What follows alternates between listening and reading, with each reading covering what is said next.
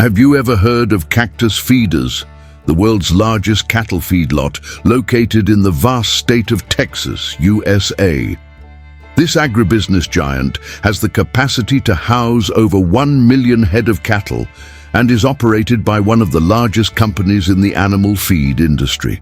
Cactus Feeders is not just a simple feedlot, it is a true industrial city where the meat production cycle never stops. But what really makes Cactus Feeders fascinating and even controversial is the process behind its colossal operation.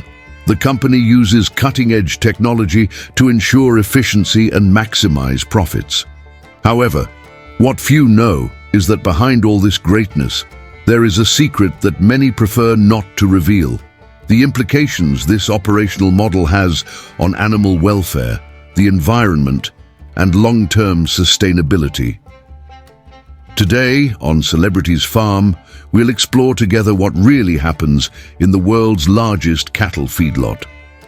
From its history, through the intensive process that feeds millions of cattle, to the criticisms that arise regarding the ethics and sustainability of this operation. You'll discover a side of industrial livestock farming that few dare to show. The story of Cactus Feeders begins in a setting that seems simple, but was the seed of something monumental. In the 1970s, the company was founded by a farming family with a clear goal: to transform intensive livestock farming in the United States. Their dream was to create an efficient feeding system that could provide meat quickly and on a large scale, meeting the growing consumer market demand. What started with small operations in Texas soon grew into one of the largest feedlot operations in the world. The secret to Cactus Feeders' success lies in the use of advanced technologies and management practices that increased production, as well as allowing the maintenance of a large-scale operation. But behind the shine of this empire, questions arise about the impacts of this expansion on animal welfare and the environment.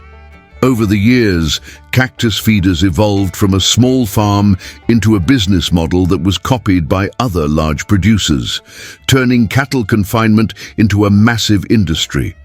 Today, the company is not only known worldwide, but is also an example of efficiency in meat production, while facing the ethical and environmental dilemmas surrounding industrial livestock farming.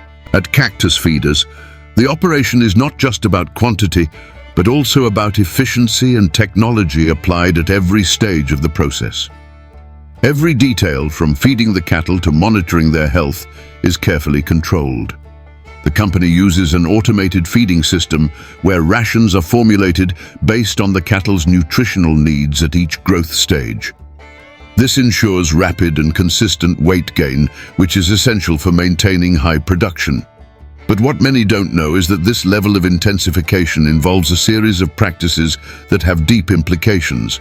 The cattle are kept in small spaces without the possibility of engaging in natural behaviors like grazing or moving freely. The feeding is done with specially formulated rations, consisting of grains and supplements, which accelerates growth but also raises questions about the impact of these practices on animal health and the environment. In addition, Cactus Feeders adopts technological practices such as monitoring sensors, which allow for constant analysis of cattle health. This means that each animal is closely observed, which helps quickly identify diseases or conditions that may affect productivity. While these technologies can be seen as an advancement, they also spark debates about the excessive use of technology and the humanization of the management process. Although Cactus Feeders is considered a success model in the agribusiness sector, the operation faces a growing wave of criticism about its practices. The main target of criticism is the treatment of cattle, which is kept in extremely intensive confinement conditions. The lack of space for the animals, artificial feeding, and sedentary lifestyle are cited as factors that compromise their well-being. This raises a number of ethical issues, as the animals are deprived of natural behaviors like grazing and moving freely. Another point of debate is the environmental impact of the operation.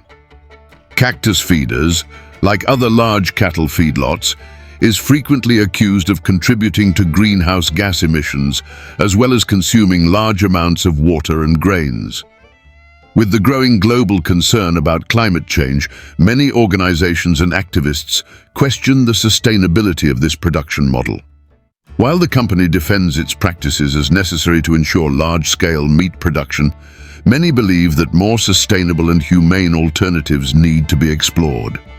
This includes more natural feeding practices, greater space for cattle, and the use of technologies that allow for controlling the health and growth of animals without compromising their well-being.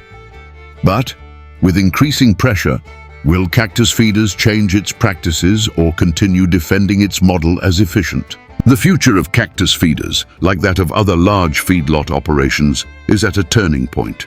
With increasing pressure from consumers, governments, and environmental organizations, it is likely that the industry will need to adapt to remain relevant and sustainable. The meat market is changing, and with that, consumers are becoming more aware of the conditions in which animals are raised and the environmental impact of this production. This has generated growing demand for more sustainable alternatives, such as cell-cultured meat or meat produced by more ethical and responsible methodologies. Technology and innovation may be the paths that allow Cactus Feeders to evolve. The use of smart sensors, data analysis, and remote monitoring can help optimize feeding and cattle health without compromising animal welfare. Additionally, adopting more sustainable practices, such as using renewable energy and reducing the consumption of natural resources, may be a crucial step to ensure public acceptance and long-term viability of the model. However, transitioning to more sustainable and ethical methods is not simple. The intensive confinement model has been so efficient in ensuring large-scale production that changing this system may involve high costs and a significant shift in the business model. The pressure for change is real, but what's at stake is the industry's ability to transform without compromising its competitiveness in the global market. Cactus Feeders represents the peak of intensive confinement, where efficiency and large scale meet deep issues about animal welfare, sustainability, and ethics. Throughout our journey, we explored the secrets and challenges behind this livestock empire. While the operation is one of the most efficient in meat production, it also makes us reflect on the hidden costs of that success. The environmental impact, the living conditions of the animals, and the ethical dilemmas arising from this production model are issues that can no longer be ignored. Now, we want to hear your opinion. What do you think about the Cactus Feeders model? Can the meat industry evolve into more sustainable and ethical practices? Leave your comment below and share your thoughts with us. And if you enjoyed the video, don't forget to subscribe to the channel and hit the bell to receive notifications for new videos. In upcoming episodes, we will explore more great farms and ranches around the world, and you won't want to miss it. See you in the next video.